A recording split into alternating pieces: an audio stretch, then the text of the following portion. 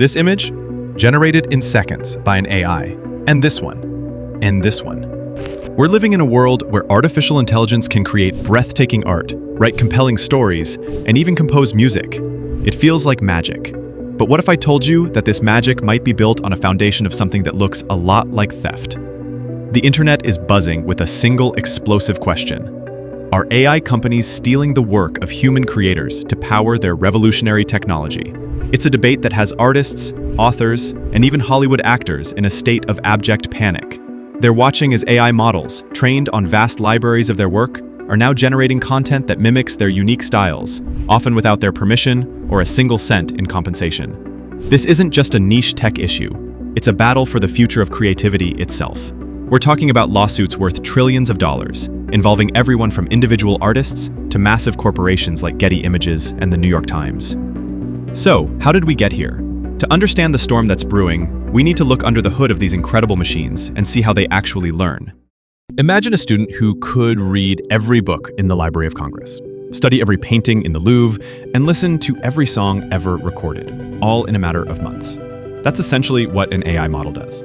These systems, known as large language models or LLMs, are trained on colossal data sets scraped from the internet. We're talking about billions of data points, text, images, code, you name it. Through a complex process of pattern recognition, the AI learns the rules, structures, and styles of human creation. Tech companies and AI proponents argue this is no different from how a human artist learns.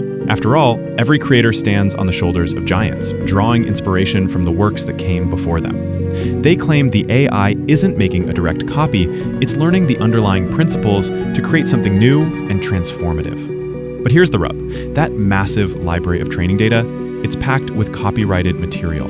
Your favorite author's novels, that photographer's stunning landscapes, the code a developer spent years writing, it's all being ingested and used to train these models, often without the creators even knowing. One study found that a significant portion of a major AI training dataset was composed of images from stock photo sites and personal art galleries.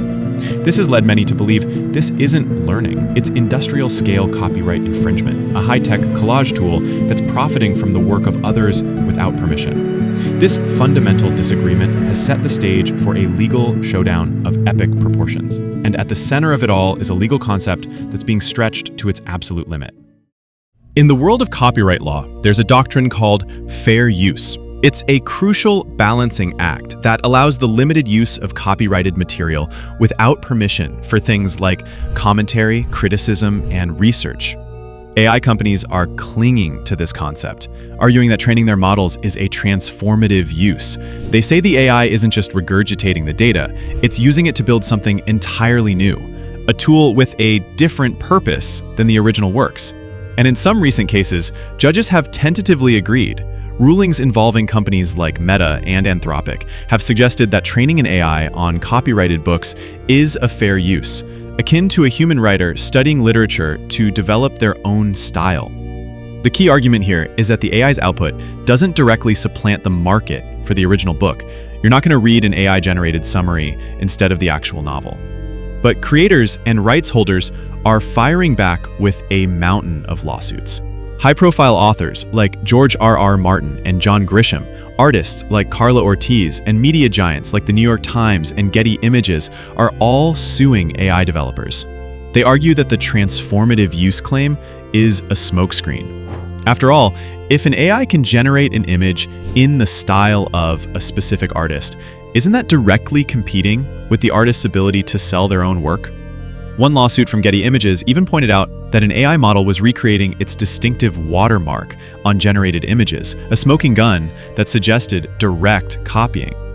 These creators aren't just worried about lost licensing fees. They're concerned about being forced to unknowingly aid in their own market replacement. This legal battle isn't just happening in one country either.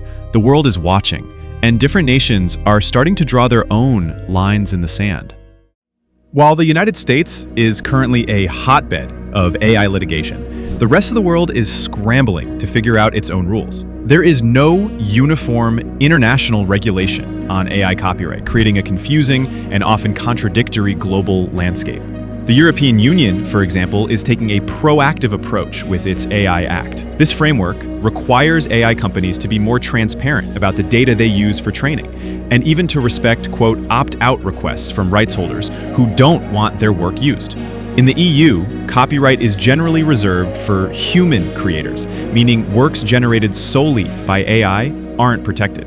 Meanwhile, China has taken a different path. In a landmark case, a Chinese court actually granted copyright protection to an AI-generated image, but with a crucial caveat.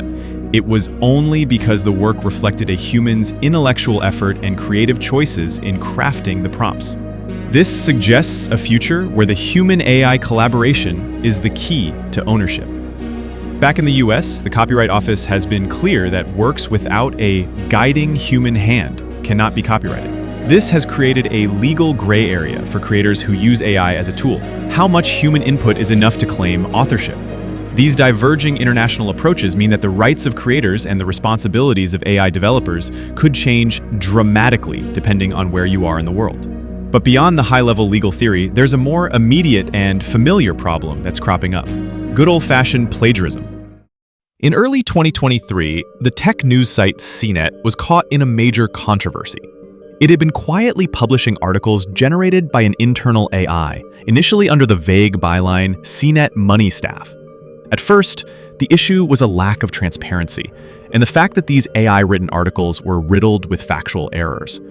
But the scandal deepened when investigative journalists discovered something even more troubling.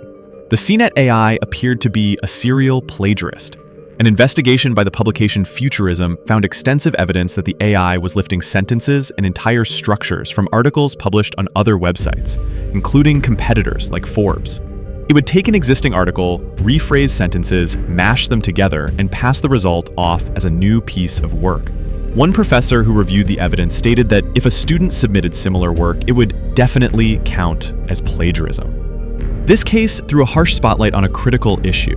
While AI developers talk about their models learning, the reality on the ground can look a lot like lazy copying. It raises serious questions about editorial standards and the potential for AI to pollute the internet with unoriginal, unattributed, and often incorrect information. The CNET debacle showed that without rigorous human oversight, AI can become a tool for creative theft on a massive scale. So, with courts in disagreement and AI's capabilities growing exponentially, where does this leave us? Is the future of creativity doomed to be a battleground of lawsuits and accusations? The genie is out of the bottle. AI is here to stay, and it's poised to transform the creative industries. The challenge now is to navigate this new terrain in a way that's fair to everyone. The path forward likely isn't a single solution, but a combination of new rules, new technologies, and a new way of thinking about creativity itself. A growing consensus is forming around the idea of licensing. Imagine a system where AI companies pay for access to high-quality, ethically sourced data, ensuring creators are compensated for their contributions. This would create a legal and sustainable market for training data, moving away from the current model of scraping the internet without permission. Transparency is another key piece of the puzzle. Creators and the public have a right to know what data is being used to train AI models. This, combined with clear labeling of AI-generated content, can help maintain trust and accountability in our information ecosystem. Many organizations are now working to develop ethical AI frameworks that prioritize fairness, privacy, and human oversight. And ironically, AI itself can be part of the solution.